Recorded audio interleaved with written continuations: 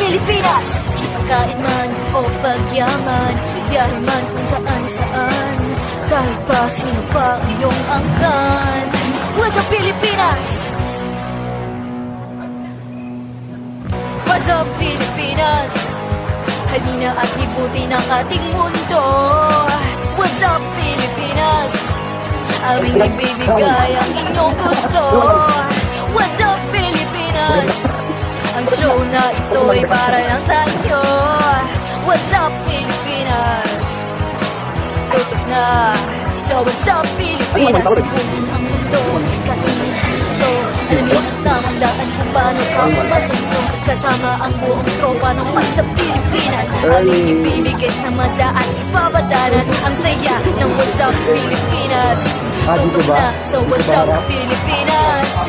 Ang saya dito sa Pilipinas. Ihahatid sa inyo ng What's up, Pilipinas. Okay. Okay. Okay. Good morning, everyone.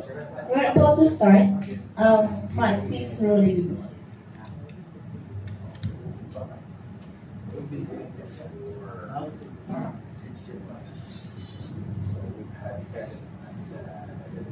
Kababayan, this is Tony Ferguson and this is the agenda.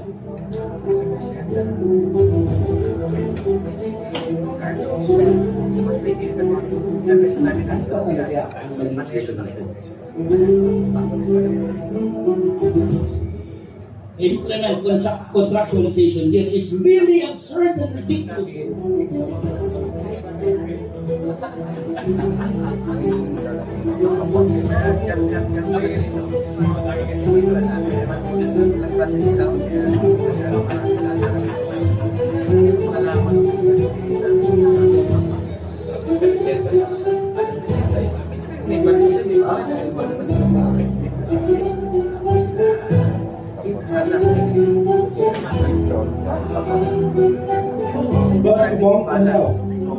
is the agenda.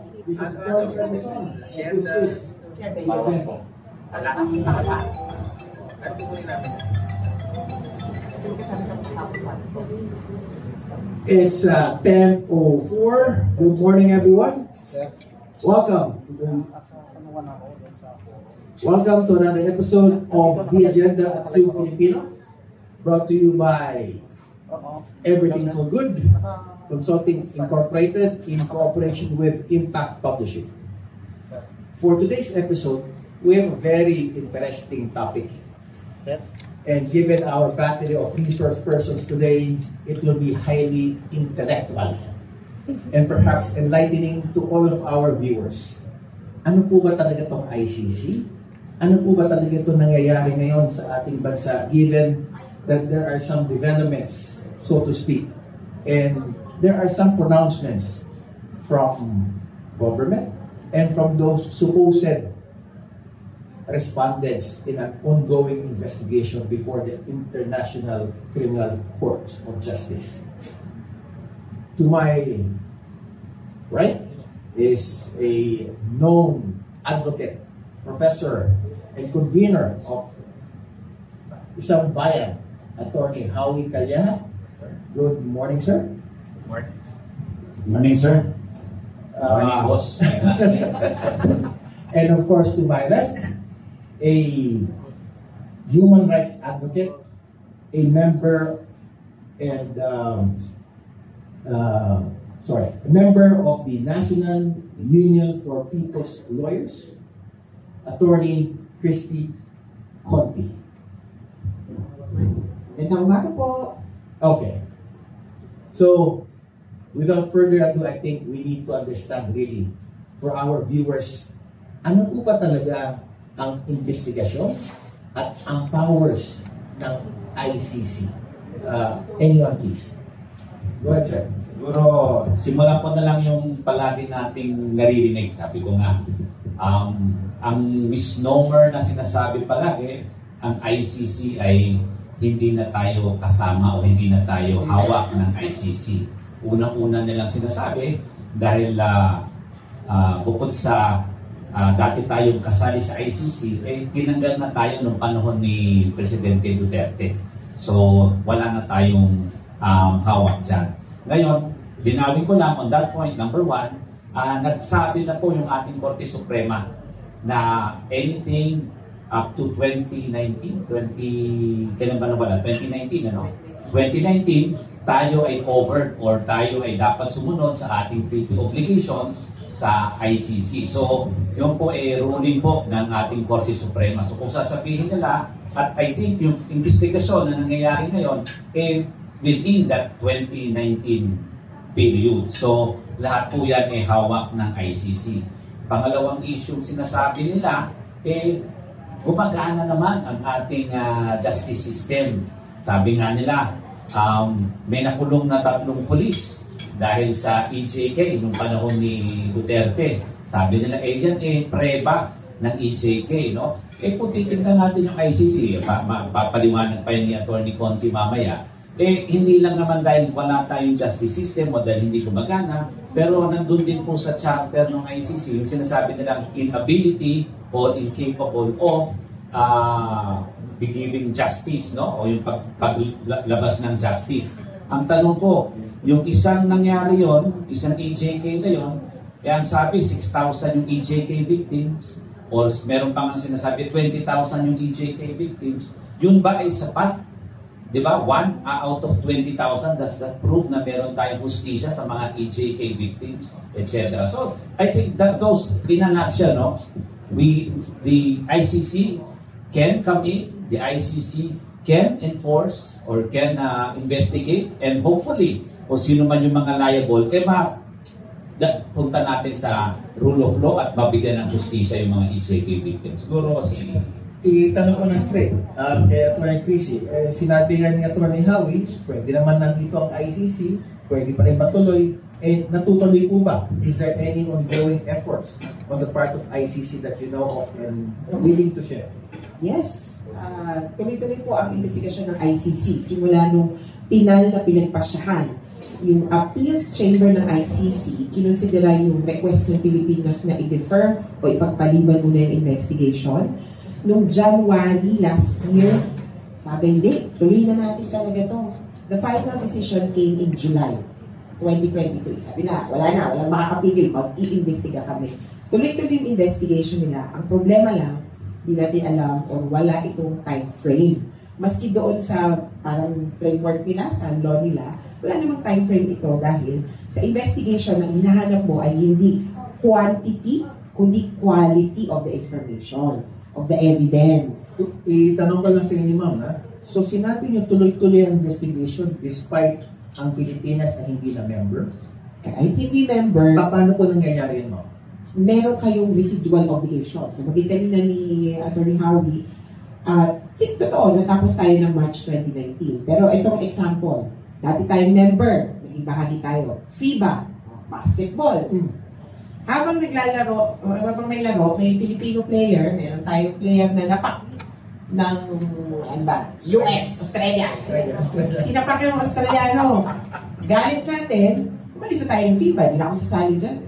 Palagay nyo, makakalusot na lang ng basta-basta yung player natin. Hindi. Hahabulin tayo ng FIBA doon sa nangyari habang member tayo.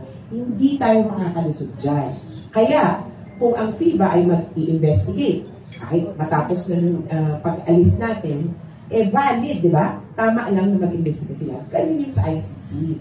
Kaya nilang gawin yan, even without the participation of the state, yung gobyerno, dito sa ICC investigation, kung may magbibigay ng ebidensya. Merong tao magbibigay ng CCTV, police report, o kaya kahit anong ebidensya patungkol sa investigation, tatanggapin ng ICC. But ma'am, how can the investigation proceed without government participation? The investigation is funded by the ICC. Naiklaro ko, international court, hindi foreign court.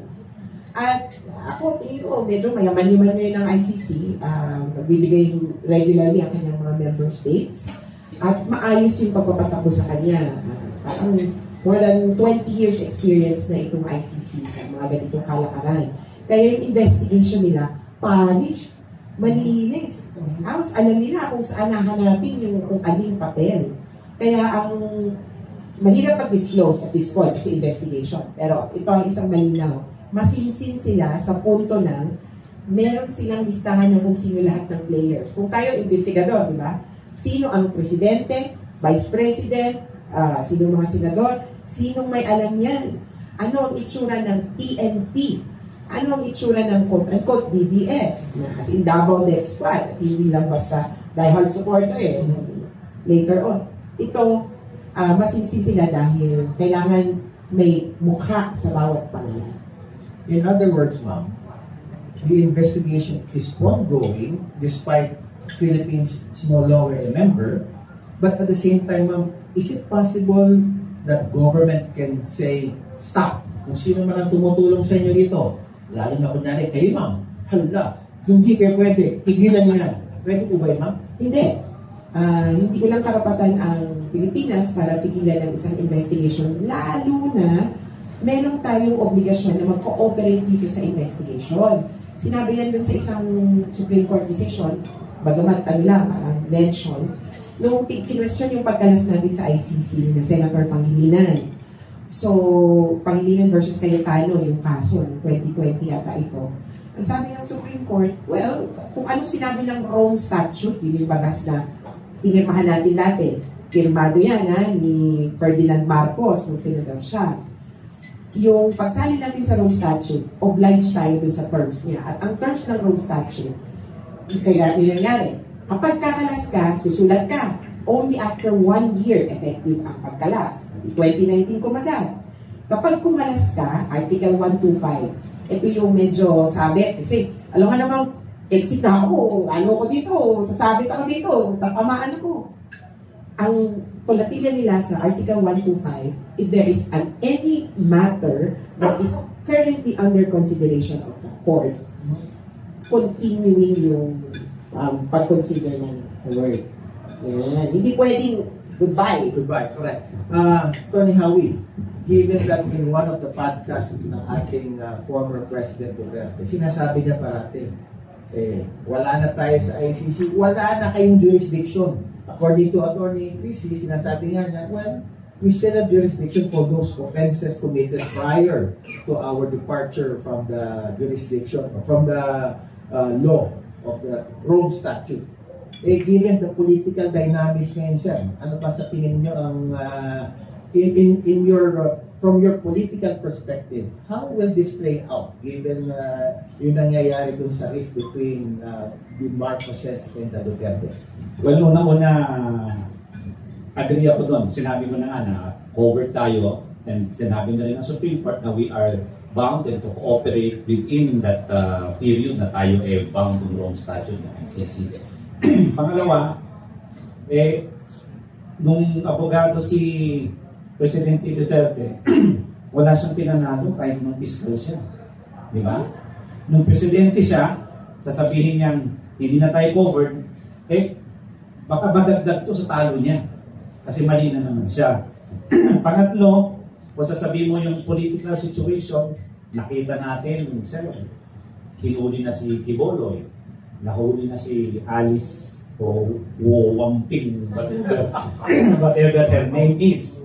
Diba? So, tingin natin na I think we have to commend the PNP and the present administration for enforcing the rule of law with regards to these individuals. I just hope that they are consistent, no? Not only to them, but to whoever, no? Hindi tayo namimili ng tao, whether it's Duterte or Pro Marcos or pula, puti, pink ang kulay, basta naglabak sa batas. So, sinasabi ko lang, political scene, tingin ko yung whatever happened with Quiboloy is a prelude, no? Tingin ko baka practice run yan kasi I think kung magtago siya sa Davao o magtago na naman sa bunker doon sa Davao, abuti na naman ng ilang linggo yan. But I think it is a prelude, a practice lang na tingin ko yung sinabing walang timeline, baka ayaw lang masyado lang mabait si Attorney Chrissy, baka nandiyan na rin yung warrant, hindi lang natin alam para tingnan. So, based on your political analysis of what's happening between the Marcos family and the Duterte family, kung sakasakaling mayroong plus na warrant, this year or next year, magko-cooperate ang government. Tingin ko, they will enforce whatever they think is best for the people. And I think if it is for the interest of the Filipino people to have justice served, I think gagawin nila at the best of their ability. Ngayon, sabi ko nga, same thing lang yan. Kasi para mong sinabing isang ugat yan si Quiboloy at si Duterte. So, if they did it to one, sabi ko nga, I hope they just be consistent. Because there are other ways, sabi nga ni Attorney Chrissy, this is not a foreign intervention. This is an international court where we have international obligations. No? So, ituloy lang natin yun. Hindi naman tayo, we live in the international community. We don't live alone. So, kailangan mabuhay tayo together with other states. And that is part of our obligations to comply with that and to comply with that in good faith. Attorney Chrissy, I think we have settled already yung issue ng jurisdiction. Although, iba naman sinasabi ni former President Duterte doon sa kanyang podcast ng nakaraang linggo, is it fair to say that even if, let's say, jurisdiction is being challenged, mayroong lalabas na warrant? Ako, sa bahagi ng mga biktima, tiwala kami na may warrant of arrest na lalabas kay Duterte ngayong taon. Dahil consistent yan dun sa framework. Simulat sa poll, sino ba ang kinikilalang may kasalanan sa war on drugs? Duterte. At maski tanungin mo yung mga biktima, hindi yan maglalabas ng police report at titignan, sino ba ang pumatay sa kaanak ko? Hindi yun ang tinuturing na most responsible. Kung sino ang kumalabit ng gatilyo, maaring ay nautusan o kaya binigyan ng pabuya. At yung nag-utos o nagbigay ng pabuya, ang kinikilala nila na may kasalanan. Kaya sa ICC, where you file cases or charge those to bear the greatest responsibility for crimes against humanity, already established. There were crimes against humanity committed in the Philippines. Ang tanong po sa investigation, isa lang. Who is most responsible? Who bears the greatest responsibility? Sa bahagi ng victims, malinaw, day one, hindi mamamatay ng ganito ang karaming tao kung hindi naging presidente si Duterte. Siya ang nangako na may mamamatay. At nung may namatay, no other choice but to say, he bears the greatest responsibility. Ang warrant of arrest ko ay base sa impormasyon at ebidensya. Doon pagtutukoy na ng ICC na, ito, kahit pa investigation pa lang, ito, either two things kasi yan, pwedeng summons, ay, can we invite you? Or warrant of arrest. Pag warrant of arrest, talagay ko, hindi to madadaan sa invitation. Mukhang doon sa warrant of arrest ang babatuhin ng ICC. Kaya inaasahan namin sa loob ng nitong taon, at least may ma-file na dokumento na for the issuance of a warrant of arrest. Ang tanong, malamang hindi i-public or baka hindi i-public dahil walang responsibilidad ang ICC na i-disclose ito. In fact, confidential yung issuance ng warrant of arrest. Except under special circumstances. Ang nakita namin special circumstance, in-announce ng ICC ang issuance and application of a warrant of arrest doon sa mga tingin ko hindi mahuhuli. In-announce nila ito sa presidente ng Russia, in-announce nila ito sa presidente ng Israel, at iba pang mga opisyales. Ito yung mga taong tipong hindi mo mahuhuli, i-announce mo na lang sa buong mundo na wanted itong mga ito. So lumalabas, ma'am, dun sa kaya no news yung presidente ng Israel at saka nung Russia, meron na pong warrant. Ay, yung presidente ng Israel, nag-apply pa lang. Sila mag-a-apply kami. Ang aga. Yung sa Russia, meron na. I-issue na namin to. Ang system lang parang, yan wanted yung mga yan. Pinag-aaralan namin ng kaso ng mga yan. Matindi-tindi. So similar to Russia, for instance, meron ng warrant, the challenge now is the enforcement. Yes. Yun yung... Anong pananaw niyo, ma'am? Pagdating naman, pag sakaling lumabas dito yung warrant, whether it's publicized or it is confidential, how can you imagine this warrant being served? Meron na tayong template sa pagkauli kay Alice Go, kay Kibuloy, na best friend niya. Kung sakasakali ang warrant ay ma-issue ka, at gusto namin na ma-issue ito laban kay Presidente Duterte, depende sa ngayon, no, yung parang scenario A, nasa bahay siya. Sabi naman niya, ayaw natin ito ka.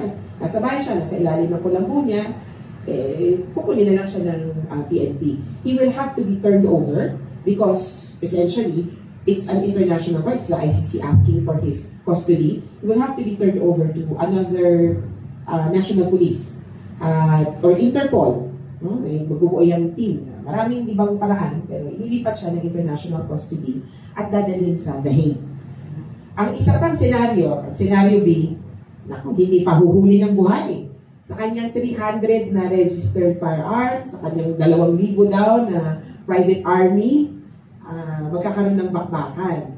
Pero naging indicator para sa amin ang nangyari kay Kibuloy na hindi ubra yun eh. Yung sabi nga ni Attorney Howie na parang practice run. Yes, kaya hindi ubra sa atin yung makratan. Hindi naman to action movie.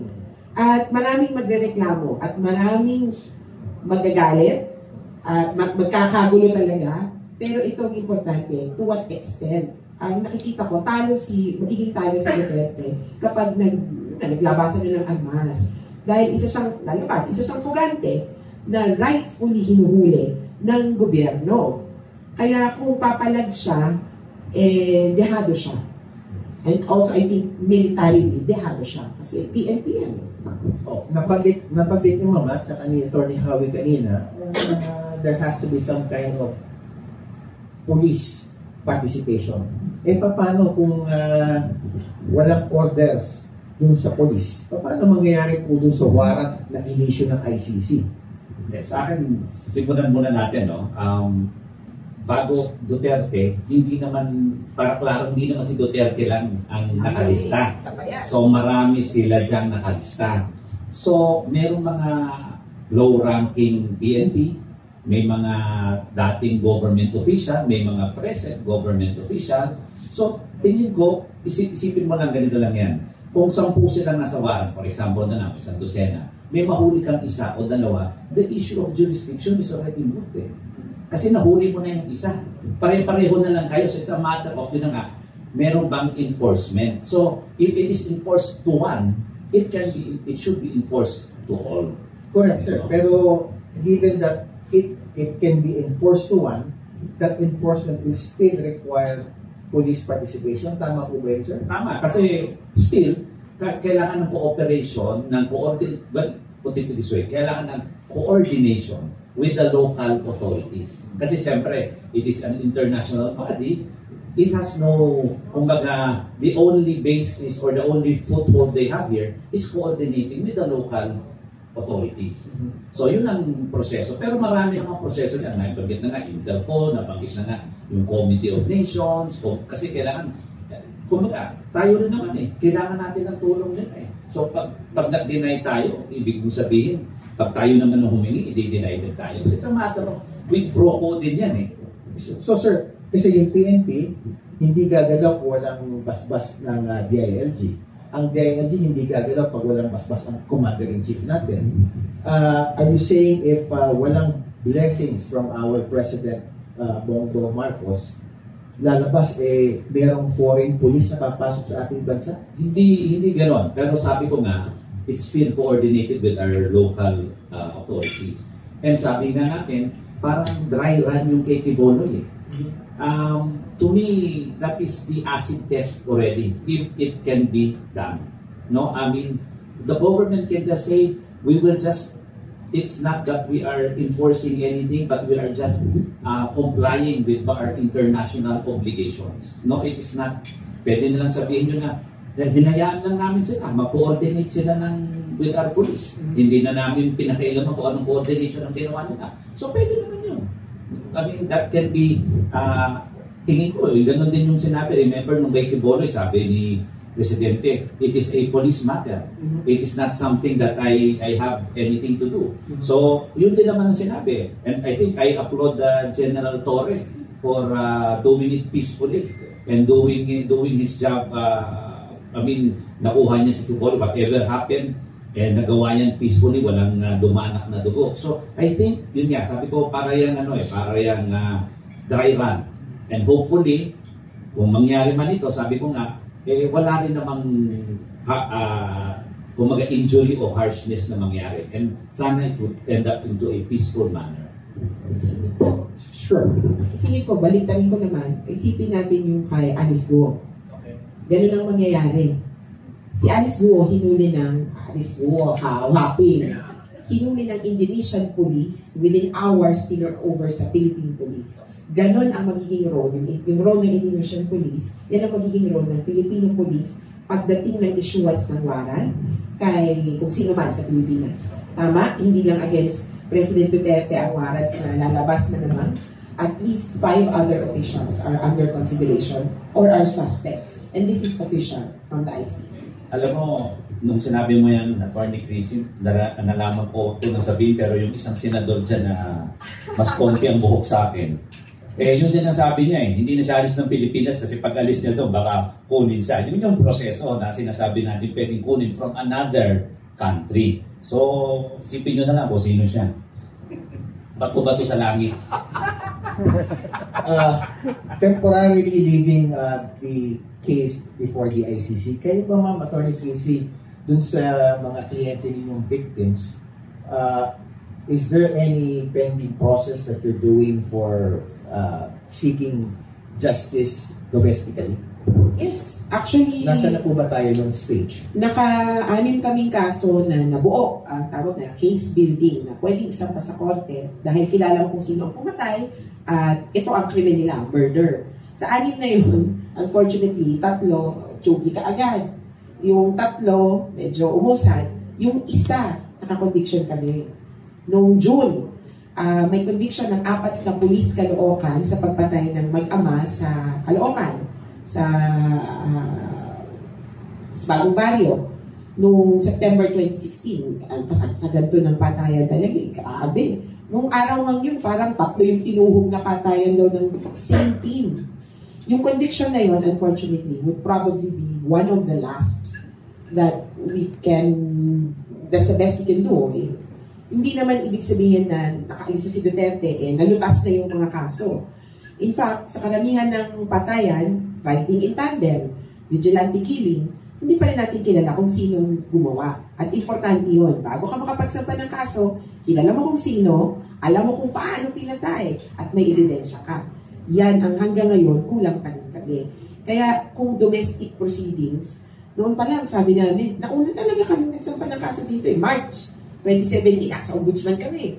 Sampa kaming kaso. Yun yung napanala na namin recently. Isipin nyo, 2017, 2014, 2024, 7 years. After noon, sabi namin, teka, ang daming namatay, libo-libo, 3 pa lang na-file namin ng 2017. Palagay ko, hindi na ito ang tamang landas.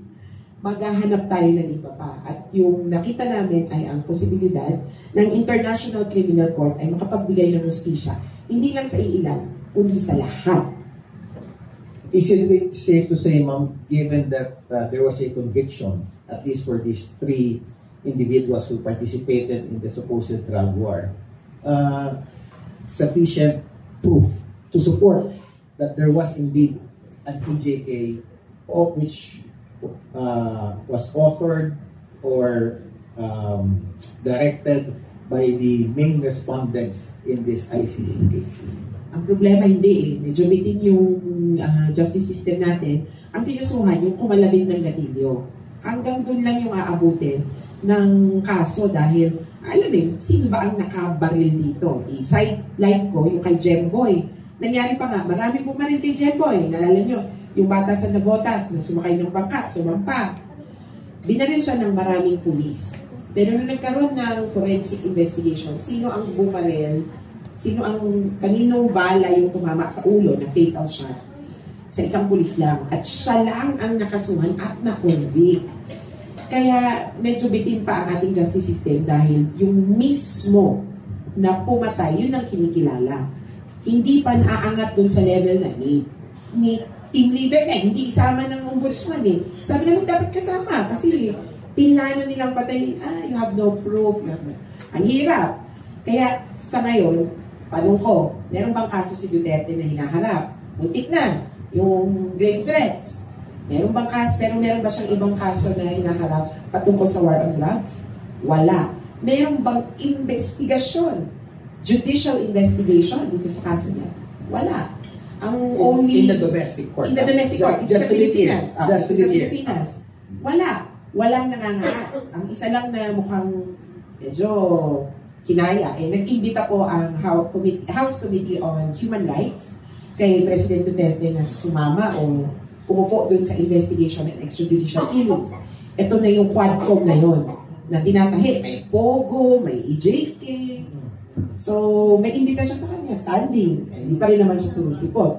So, essentially, he's not being investigated. He is not facing any investigation. Is it safe to say, ma'am, yung mga transcript of the hearings sa Quadcom in relation to, let's say, extrajudicial killings?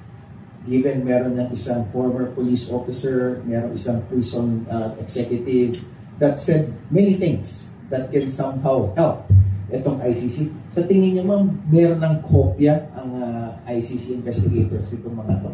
Pwede na yan. Kung ano man, magkakaroon sila niyan.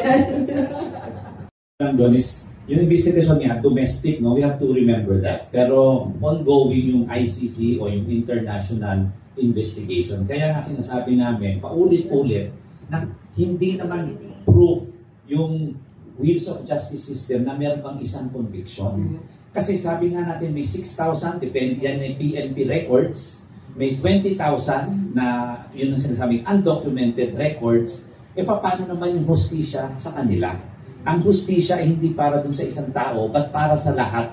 If we can, kung hindi makamit ang hustisya for this 20,000, sabihin na natin 6,000, then that's why tayo dumadalo sa international court because it is a crime against humanity. At paalaala po, siya na po ang nagsabi na talagang this is a war on drugs. At alam nyo na yung Operation Tokhang, ginawa yan nung panahon ni Duterte at pinirumahan nung buti ko, puti buhok mo. Yung isa doon, walang buhok eh.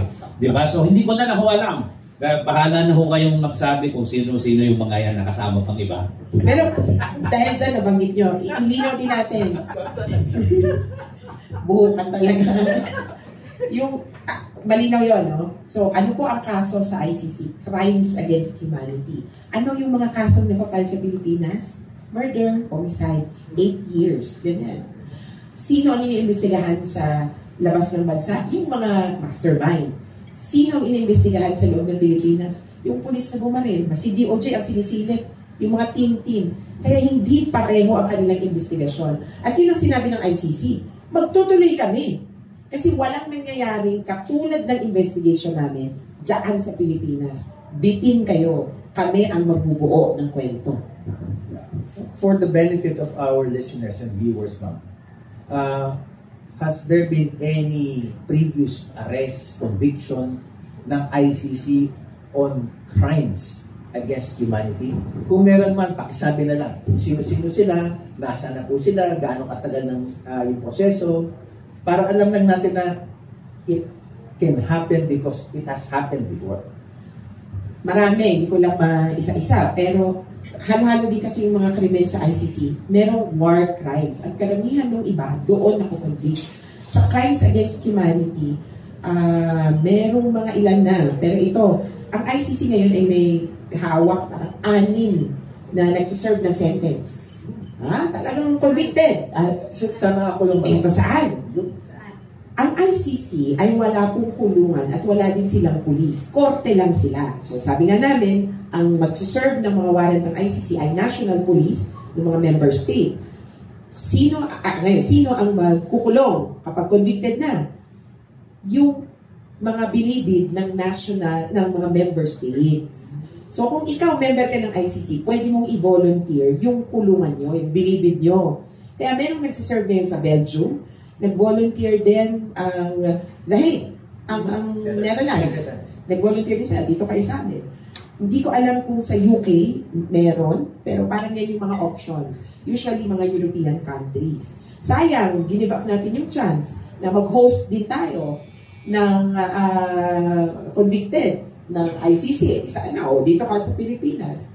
Pero hindi pa naman huli yung panahon. Pwede pa ulit tayong bumalik sa ICC para lang may makaranas naman ng dinibig. Pwede naman, on that note, pwede naman pagkahuli, pwede ikulong sila dito eh. Pagka we resume our membership sa ICC, we can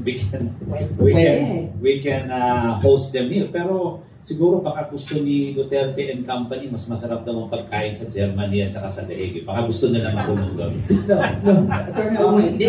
Yung detention mo habang kulong, mukhang doon. Kaya ako, enjoyin talaga din. Maganda yung kulungan. You said something, Attorney Howie, yung if ever we resume our membership. What does it take and how long does it take? Well, we have first it's an executive decision. So the president has to sign that we again has to be a member, to be a member of the Rome Statute. And then that statute or the treaty will have to be affirmed in the Senate. So, madali lang naman yun eh. He can sign and then it can be ratified in the Senate. Kung he has the numbers in the Senate to ratify it, it can be done. And then if they want to have Duterte in the Philippines, pwede na lang, kunyari, napunta sa The Hague yun, sabi na, we now sponsor him. At pwede ibalik kung gusto. That is a possibility. But of course, we have to be a member state again but to do that. It has to be initiated by our chief executive. Of Otherwise, nothing can happen. We can go back and be part of the ICC. Because it's a treaty. It's a treaty obligation. It's a community. It's an international obligation. So it has to be an executive to sign. Then under our laws, ratified by the Senate. So it's very clear na merong executive action and decision that has to be made, and at the same time concurrence by, I think, two-thirds. Two-thirds by the Senate. A few more questions from both of our panel members. No? Attorney Howie, matanong kita in your capacity as a convener of one of the organizations that promotes rule of law and good governance in Sambayan. What do you think your group or your coalition can contribute to whatever is going on with respect to this potential ICC warrant forthcoming? Well, first and foremost, we are in the forefront of yung education ng tao. Kasi nga sinasabi nilang walang jurisdiction, hindi pwede, etc. We are doing our part. May podcast din, may mga talakayan kami. With that, no, na sinasabi namin na itong ang kaso ni Pangilinan versus Cayetano, decided na yan, nasa Supreme Court case na yan.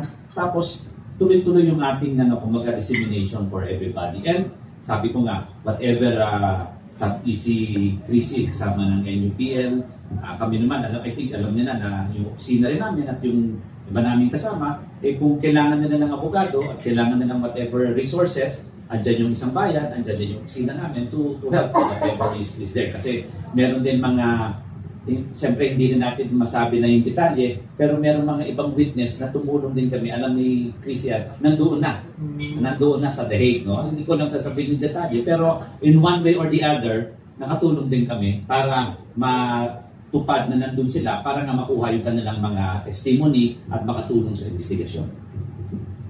So it's really both an enforcement and a legal question. No? Of course, on top of it is the political will on the part of our government. Matanong kita, Atty. Casey, no? Again, yung participation ng Sambayan, according to Atty. Howie, is really more of education. Ano naman ang NUPL?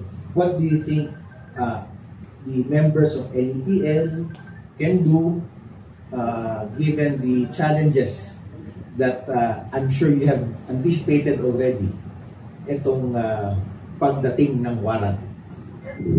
Pagdating ng warrant, nandun kami sa gilid. Yes. Tabi ng pulis. Tatabihan ko si Atty.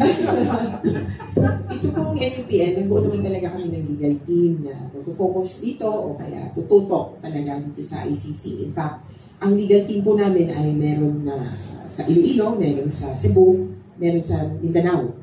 Kasi yung mga victims na tinutulungan namin, all over the Philippines. Ilan kayo, ma'am, sa NUPL assigned to this particular EJK case? Parang yung team namin at least 8, core na mga 8 lawyers, plus more. Kasi ang nangyayari, yung mga lawyers namin, may hinahandle na cases na i-input sila. Pero hindi sila parang considered within the court. Pero yung 8 na ito, ang nagtatrabaho din sa mga submissions sa ICC, and even yung iba pang submissions sa iba pang international tribunals or offices, including the United Nations, Office of the High Commissioner on Human Rights, or even the Human Rights Council.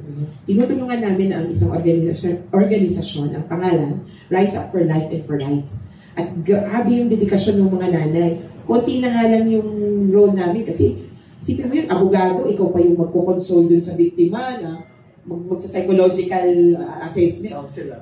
Yung Rise Up, both church workers and the victims themselves are operating in the sense that they can self-regulate their emotions, meron silang psychological processing, at ang nakakatuwa dahil hawa-hawa talaga sila ng ng sipan, at saka sila yung kumuha ng police reports nila, sila yung nag-aayos, at buti na lang ang role talaga namin ay mag-ayos ng dokumento, i-analyze ito, gawin yung mga dokumento. Ngayon sa enforcement, technically wala kaming role. Pero syempre, nandun kami mag-abang kung may legal issue na sisipot. At isa na ang nasipat namin, si Harry Roque, na magiging abogado daw ni President Duterte kung maging akusado siya.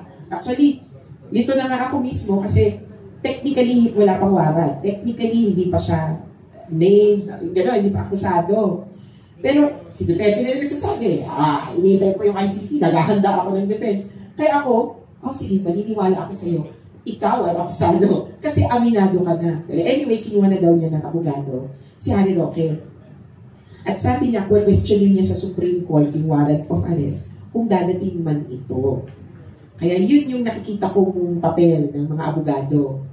Panindigan na balido ang warrant of arrest ng ICC. Pero ano ko lang, Tracy, kasi baka by that time, kasi may warrant na rin si Harry Roque. Pero, Attorney Tracy, pero ilang members ngayon sa NUPL na currently as a whole? And for any aspiring lawyers, ngayon, nagbabarik sa mga kasama natin na potential sa legal profession, ano yung proseso para maging kasama doon sa team? Well, una, member sa ng NUPL. Ang NUPL, mga 250 lawyers all over the Philippines working in full-time and part-time capacities. Meron nga kaming member na sa gobyerno, meron kaming member na huwes, ganoon. Kasi as long as you believe in the principles of NUPL, pasok. You just have to be endorsed, sign up, at meron kaming discussion. So, people's lawyering is a must. Ano ba ang ginagawa ng people's lawyer? And essentially, you perform any of the work or activities of NUPL, then you could be considered a member. If you volunteer specifically for this topic, mas maganda. Meron nga lang kami nag-volunteer. Sabi niya, attorney, gusto ko dito. Ano siya? BBE. BBE ba ito si Joe? Volunteer siya. Sabi niya, ICC ako. Aba, na ano siya, na-distract na. Kasi meron kami red tagging cases. Meron kaming, naghahanap kami ng terrorism cases na ito yung abuso ng Anti-Terrorism Act. Aba, na-excite na. Dito po, ako tutulong ko. Ako dito, tutulong ko. So yun, nandito na siya. Lahat na. Tumulong na siya. Kaya interesting din talaga. Kasi aside from the ICC case, there's a lot of other cases because there's a lot of abuses going on. Hindi kaya mas maganda na gawing parang some hours. Parang tambay hours? Hindi, no, I mean, parang part of the required hours on the part of the Supreme Court. Lahat kayo mga abogado, being officers of the law, baka pwede naman kayo mag-render ng X number of hours in organizations like NUPL. May ganyan ako na iniisip yung ULAS. Ito yung nagsimulang balas. Okay. Yung ULAS, yung Unified Legal Aid Service, requires about 120 hours or 60 ba? 120? 120. 4. Hindi, 120 for the MCLE. 120 for the MCLE. So yung 120 hours, every year, ang mga abogado ay dapat yung render ng pro bono legal services. Yes. At hindi pa required kasi hindi pa kumabasa yung papeles. Pero malapit na. That's at the level of the Supreme Court. Yes. Actually, okay po yun dahil, kumbaga, parang ang punto ng Supreme Court, bawat isa, dapat tubuan din naman ng konsensya. Yes, I think there are a lot of law offices, kami na, Attorney Chrissy, na hindi kami member ng NUPL, but our law office kasama, kumbaga, kako-coordinate nila. Kung kailangan nila, pwede namin i-appoint yung aming abogado to help them. Kaya yung opisina ni Attorney Mison, pwede rin sumama. And then, Ito pala yung sa amin, sir, kasi nung naging a year after I became a lawyer, I joined the Integrated Bar of the Philippines National Committee on Legal Aid. So I rendered legal aid work, and at the same time, I created or I co-authored the creation of the legal aid clinic in one of the law schools at the University Belt. So ganun sana, I think, especially pag mga fresh graduates, di ba? Para maganda talaga merong advocacy in terms of, let's say, rule of law, whether good governance, but, proper administration of justice. At saka, ang importante kasi dyan yung information and fact gathering.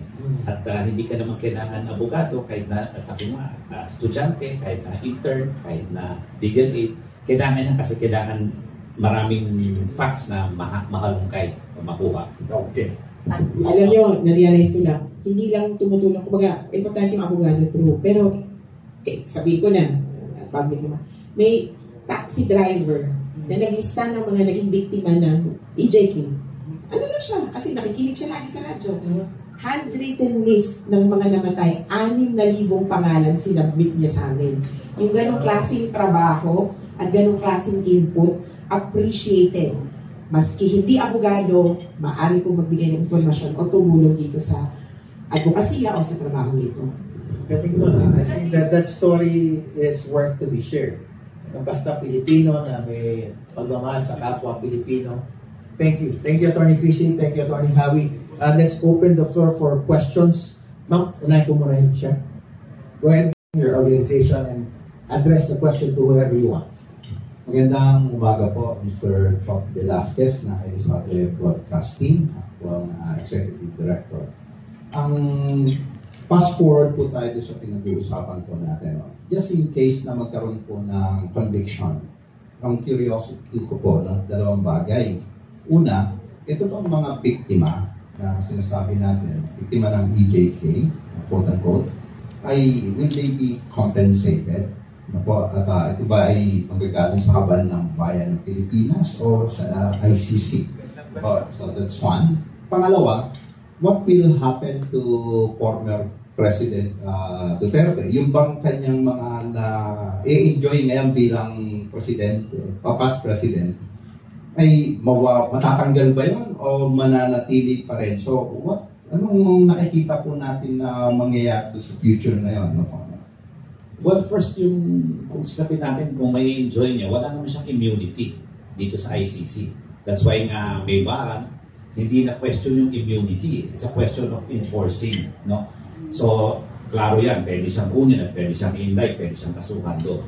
Ngayon, kung nasa sa ICC na yan, later, your other question, kung kasama yung mga, let's say, danyos doon sa mga sa mga victims, so, tignan na lang natin kung anong kalabasan ng korte. But I think si Attorney Chrissy can add to that. Ano pa lang, hindi pa pero hindi pa pag former president, may PSG pa rin. Yes. May mga benefits. Malagay ko hindi niya na kung convicted siya at nakakulong siya na guarded, hindi niya na kailangan makakatipid-tipid tayo doon. Pero dun sa compensation, the ICC has a Victims Trust Fund na voluntary nagko-contribute yung mga bansa. Kaka-top up lang, kaka-load lang, kumbaga. Parang France. So yung mga bansa, dahil kita nila na maraming nangyayaring atrocities sa buong mundo, at actually, ang isang daw clincher, yung Ukraine kasi, kung sakaling magkaroon ng conviction, isang kukunin yung danyos dyan. Nag-buo sila dito sa Trust Fund for Victims At ito ang pwedeng panggalingan ng compensation or damages sa victims. Of course, may iuutos pa rin dun sa akusado. Sa dinami-daming biktima, hindi niya kakayanin yun. Kaya nakasupplement yung trust fund for victims. Yung uri lang ng danyos, iba-iba ha. Kasi baka inisip natin, ito, 5,000 sa'yo, 5,000 sa'yo. Hindi ganon. Baka magkakaroon ng usapin ng parang collective reparations, memorial, o magtatayo ng livelihood, o i-rebuild ng isang community. Kasi sa ibang bansa, yung damage nila, binomba yung church, i-rebuild yung church, and so forth. So, ganong klaseng reparations. Kaya, baka, bago ko pakunahan, baka kung isipin ko ng mga biktima, makakakuha kayo ng pera outright. Baka hindi yon, pero meron. Sorry lang, pero just to be clear, it will not come from the buckets of the Philippine government kung hindi tayo member. At saka, kung member tayo, at magko-contribute tayo sa trust fund, pwede. Pero kung hindi, follow-up ko lang po doon sa may question na dito kasi sa atin sa Pilipinas, pag natalo ka sa lower court, merong court of appeal. Nataka sa pwede sa Supreme Court. Ito, parang ICC lang di ba? Meron bang pwedeng pupuntahan after pag nagkaroon ng conviction? Sa ICC din, kasi ang ICC ay whole court in itself, so meron siyang prosecutor, meron siyang lower court, ito yung mga trial chambers, at bubuo din siya ng appeals chamber. Yun yung Supreme Court nila. Pag yun ang nagsabi, tapos. Okay, thank you po. Okay, go ahead please. Good morning. I'm Susan Amoroso, editor of PERSA and Onboard Shipping and Travel. My question is addressed to all three of you.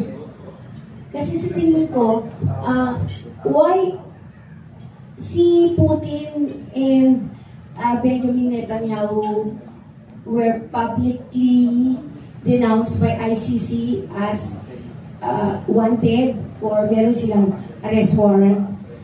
Pero, politically motivated ba yun? Kasi, hindi naman nabibigyan ng arrest warrant yung mga big-time leaders of countries like China, like Xi Jinping. Wala bang human rights violations sa China? And, kung dito naman sa Pilipinas, wala bang human rights violation ang National People's Army, NPA, CCP Philippines, whatever. Tapos si Kibuloy, hindi pa siya pwedeng kasuhan ng ICC? Siguro si Attorney Chrissy can elaborate, no? Pero sa pagkakaalam ko, wala namang, kumbaga pag naglabas ng warrant, hindi obligasyon ng ICC na i-publish yung warrant. Tama ba? So, kumbaga hindi katulad sa atin, walang obligation na isa publiko yan. It is up to the ICC whether they would like to make it public or not. So, malay ba natin, baka kahapon pala, last month, lobas na pala yung warrant ni Duterte et al. Hindi ko alam. Di ba? I mean, it's not their obligation. Ang pagkakaalam ko lang doon kay Putin at kay Netanyahu, mayroon silang investigasyon. I think it is a process of the difficulty to arrest. That's why you just make it public, I think.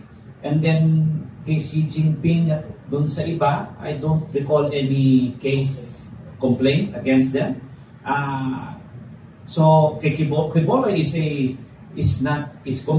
a regular crime. It's a high crime, but not it is a crime against humanity. Kasi may mga sex traffic siya. So it's crime against, kumbaga it's under the regular laws, no? So hindi naman siya under ICC jurisdiction unless may magkaso ng crimes against humanity again, no? For whatever reason. So sa akin yun po ang, unless may dagdag si Attorney Chrissy. Sige. Una po, sa ICC, katulad po ng mga korte natin dito, kailangan po may magreklamo. O kaya, may ibang pagkakataon na yung prosecutor ay motu proprio na kukonsider ng kaso. Pero, klaro, magsisimula yung proseso kapag may papel. May nagreklamo, mayroong impormasyon, may hawak, may basehan para magsimula ang preliminary examination. Okay. Kung wala, baka hindi umabot doon. Kaya hindi, ang hirap pong asahan na yung ICC. Lahat ng problema sa mundo ay sisilipin nila. Pero ito, 4 lang po ang klase ng krimen na kinikilala ng ICC. Kasi, briefly yung konteksto ng ICC, tinayo po yan dahil na-realize nila pagkatapos ng World War II, may makakalusot at makakalusot na mga kriminal kung yung gobyerno nila ay proprotektahan sila. Ang example nun na, yung Germany. Kasi yung ginawa ni Hitler ay government policy. Kaya kapag bumalik ka sa German courts, anong kaso nila? Wala. So sabi nila, teka, mayroong matitinding kaso na talagang labag sa pagkatao natin bilang tao, hindi natin kaya. Kaya international court ang kanilang binuo. Ang ICC ay may 4 na krimen kinikilala na kahit saan yan maganap, sige, kung member state ka, kikilalanin namin. Una, crimes against humanity. Sa krimen laban sa sangkatauhan. Medyo klaro. Murder and other inhumane acts, persecution, etc. Pangalawa, genocide. Yung pag-ubos, paglipol ng isang klase ng tao. So, kunyari, ethnic group, political group, etc. Pangatlo, war crimes. Kasi, yun nga, sa war crimes, yung makikita na, pag uwi mo ng bansa mo, hindi krimen, yun na lang rape ka ng ibang, ng kalaban mo. Kasi you were just a soldier. And yung pang-apat, at dito, umatras ang US, crimes of aggression. Yung parang mangingialam mo dun sa ibang bansa, most especially. Umatras dito yung US kasi parang kami yung makakasuhan ng crimes of aggression. Yung pambubuyo ng magkera na kayo sa ibang bansa. So itong 4 na krimen, kung ganito ang qualification ng krimen, maaaring i-report sa ICC at pag-aaralan nila. Ang klaro dun sa warrant of arrest, hindi po yun galing sa bula o bigla nilang sumulpot. May ebidensya. Kaya importante po yun na kumpleto yung makakarating dito sa ICC. At in a way ay reliable information. Hindi lang chisels o kaya mga haka-haka. Kaya itong kaso dito sa war on drugs sa Pilipinas, kumbaga, komportable kami na sabihin, may ebidensya, may pinakahawakan kami dito. I think siguro i-clarify lang natin yung proseso, Attorney Chrissy. Now, once you file a complaint in the ICC, hindi naman automatic may warrant.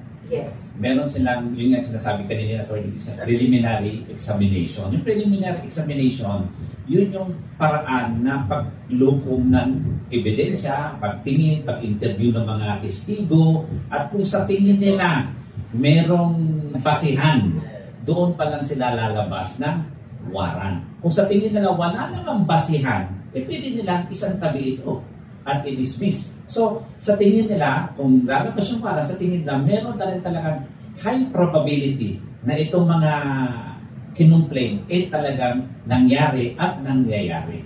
So, ganun po yung proseso. Para lang klaro. At itutuloy ko na, Attorney Howie. So, in other words, kung nasa preliminary examination stage pa lang tayo ngayon, investigation na tayo.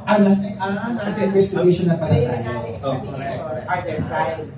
Investigation, who is responsible? Yes. Pas na tayo doon. In other words, it's just a matter of determining identity. Yes, that's why lalabas yung warrant. Kasi tinignan na nila, talaga bang nangyayari ito? Talaga bang may EJK na nangyayari?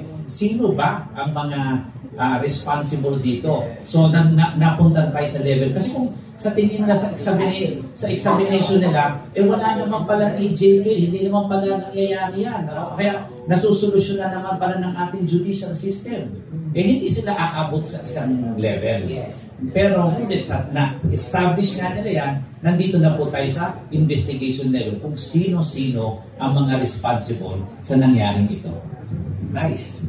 Thank you, Attorney Howie. Any other question? Okay. Last one? Okay. Good morning po siya, Torres, ABS-CBN. Nahin ko lang po si Attorney Casey. Ma'am, kanina na-mention nyo na meron kayong hope na by the end of the year, hopefully magkaroon ng arrest warrant. Ano po yung pinangahawakan na basis po nila? Yung mismong pagbukas ng investigasyon ng ICC, nakapangalan na si Duterte. Kaya sa bahagi ng ICC, meron na siyang suspect simulat sa poll. Ang nakapangalan dun sa request na buksan ng investigation, dun sa pagsasara ng preliminary investigation ay 3. Duterte, De La Rosa, Albayalde. Kaya itong tatlong to, ang nanganganib na mauunahan ng warrant of arrest. Yung kay Duterte lang, kaya medyo kakaiba, ay dahil iba yung karakter niya, political actor. Yung dalawa, implementor. Kaya sa pagitan sa kanilang tatlo, siya ang nag-isip, siya ang nag-utos.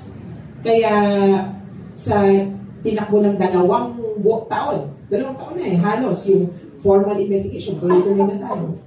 Palagay namin, kompleto na, hawak na yung dokumento. Kaya balikan ko yung kay Senator Trillanes.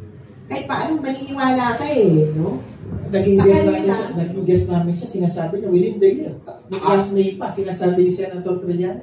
Medyo sumasablay lang dun sa month. Pero naiintindihan ko kasi maski kami, medyo, sabi natin, nababagalan din dito sa ICC. Iba ang paraan nila, napakasinse, maingat. Kaya, buti nga, sabi namin, dapat ganito din sa Pilipinas. Bawat papel doon may number, bawat victim may number. Paano ba ito? Pero ano po ba yung information na nakakarating sa inyo? Kasi, para sabihin nyo na parating, may movement. Tuloy-tuloy ang investigation. That we can confirm. Huwag na lang tayo sa mga detalye. Pero tuloy-tuloy ang investigation, nakakausap, nag-aayos. Ang sa amin, ang siguro parang cue is that we should be ready for trial. And trial can only begin if a suspect is already in custody. So yun yung una, hope yun, pero hindi siya baseless hope. Meron kami pinagbabatayan din sa pag-asa yun. Ang end of the year din kasi ay pagbabalik tanaw ng Office of the Prosecutor dun sa mga naging activities niya, magre-report yan. Kaya either at the end of the year, i-report niya, tuloy pa rin ang investigation, hindi pa kami tapos, or sarado na at tapos ng investigation. Ano yun yung mga naghahabol end of the year? Accounting, ng budget, end of the year, magkakaharap-harap ulit sila. At doon palagi ko, posibleng magkaroon ng framework o ano pa bang kulang nyo. Kaya, abang-abang siguro. Siguro, kung pwede na ako mag-fearless forecaster, pwede naman ako magkamali sa tuwan. Di ba? Okay, pero tingin ko, klarado na may nalabas na warrant. I think na-establish na natin yun. Ang tingin ko lang, sana hindi ako mali, pero kung mali, sorry na lang. Pero tingin ko, hindi lalabas ng mga filing ng candidacy yan, lalabas na yan. So, mga September, October yan, tingin ko. Pwede natin ilaban sa pustahan yan. Tanggalin na lang yung buhok. Isa, nagkagal ng buhok. Gano'n na lang yun. Di ba? So, tingnan na lang natin. Okay. Questions lang. Sure, okay. One for Attorney Calleja kasi yung isang bayan kasi yun nga, you mentioned yung filing of candidacy. Siyempre, painit na po ng painit yung halalan. Yung isang bayan po ba, nakatingin na kayo doon sa mga possible groups or possible personalities na tatakbo sa Senate na eventually i-endorse din ng isang bayan? Yes, kinakausap na namin yung ibang personalities. Pero at this point, unlike noong 2022, we are, kumbaga diniligawan namin yung mga kandidatong tatakbo. At this point, we decided na para hindi kasi remember may time na we suggested sana itong tumakbo pero later on sabi nila ayaw nila or umanta sila. So what we are doing now is we are talking to them. Now who will file? Ang filing is October 1 to 8. So after that, pati kasi yung change up to 1 to 8 na lang eh. So malalaman natin kung sino yung mga kandidato on the 8. So we will come out with our 12 suggestion or list after malinaw kung sino yung mga tatakbo.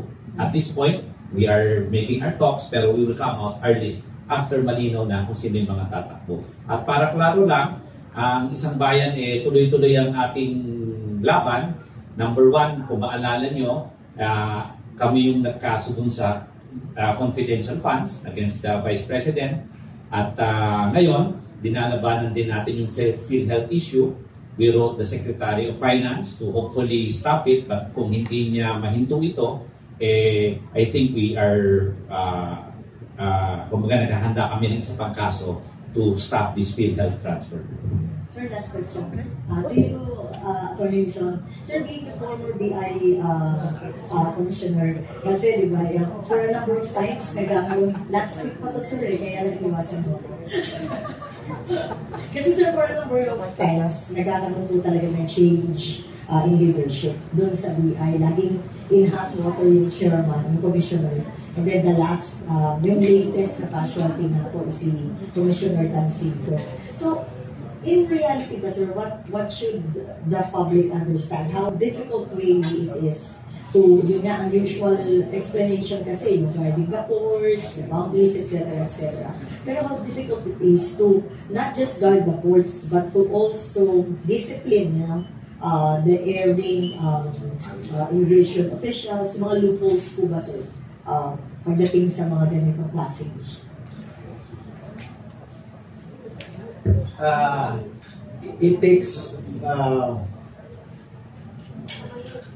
serious leadership and cooperation from everyone concerned.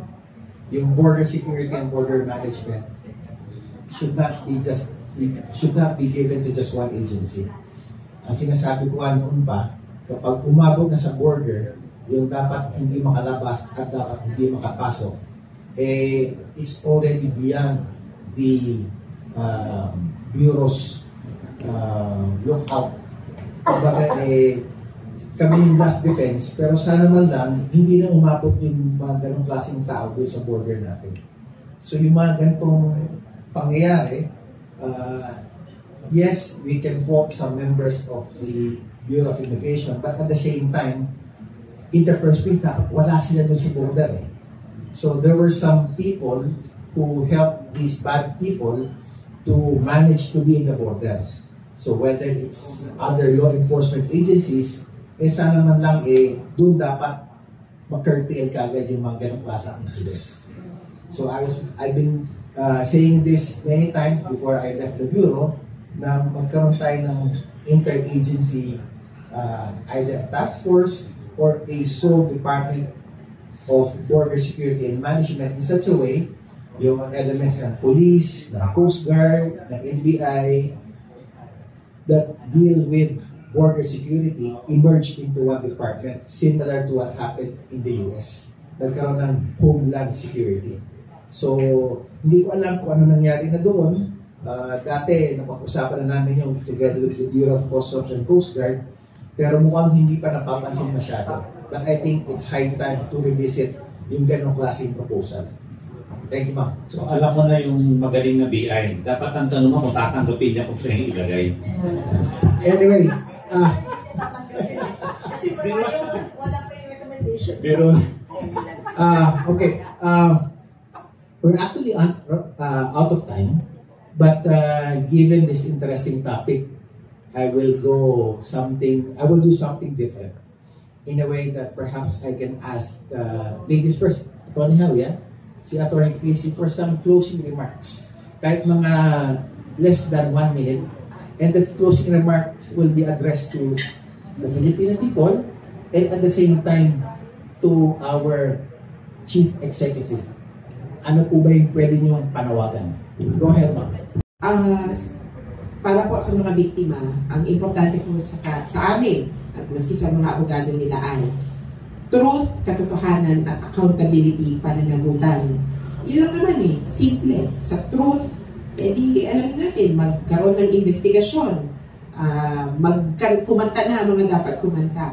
Accountability, magkaroon ng either kasuhan, sabi nga namin, baka nang akala nyo, gusto namin pakulong na hindi. Kasuhan o pagkilala na yung polisiya ay mali, kaya dapat itama. Ultimately, ito po ay para wala nang maulit na ganitong klaseng karumaldumal na krimen na ang nangyari pa, yung mga dapat magprotekta sa atin ang pumatay sa taong bayan. Kaya yung criminals in uniform, sabi ng PNP is the biggest syndicate. resounds so strongly. Kaya para po sa mga biktima, kailangan ng pagbabago. Kaya sana kasama namin kayo, kakampi namin kayo sa paghahanap ng truth, accountability, and genuine change. Message to our President. Same. He has to be our partner in this journey because he speaks for the Filipino people. And if he doesn't look for truth and accountability and genuine change, iiwanan namin siya. Maiiwan siya sa ere. Kaya, in terms of politics, he knows what that means. Attorney Howie, iba naman ang tanong ko sa inyo. One message to our former president and as well as the other respondents who should be anticipating a warrant. And the second is a message to our current president. Go ahead, sir. Okay, no? Sa mga akusado o sa mga bibigyan ng warrant, ang pakiusap ko lang if the time comes, please intindihin ang best interest ng ating bayan, which is yung sana mapayapang solusyon sa problema. Hindi solusyon na makipagmatigasan kasi ayaw natin na magkaroon ng injury or anumang anomalya na mangyari. So, let's have the process go through and peaceful process lang tayo. Sa presidente naman, ang request ko lang, kumbaga panawagan ko lang, is consistency. No? This is the rule of law. We are both implementing in our jurisdiction and also implementing in good faith our international obligation. So let us implement the rule of law consistently, no matter who or whatever he or she is. Diba? Walang kulay, walang mayaman, mahirap, pantay-pantay lang ang ating implementasyon. And on that note, that ends our episode on the agenda at 2 Filipino. Salamat po, Attorney Howie. Salamat, Attorney Chrissy. Mabuhay po kayo. Good morning.